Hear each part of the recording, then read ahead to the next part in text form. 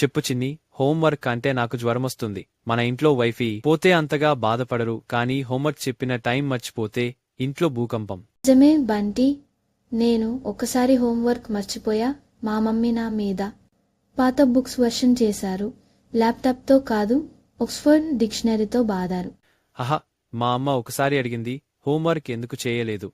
నేనేమన్నా, పెన్ను జారి గూట్లో పడిపోయింది, నాతో కాదు అంటే బ్లాక్మెయి.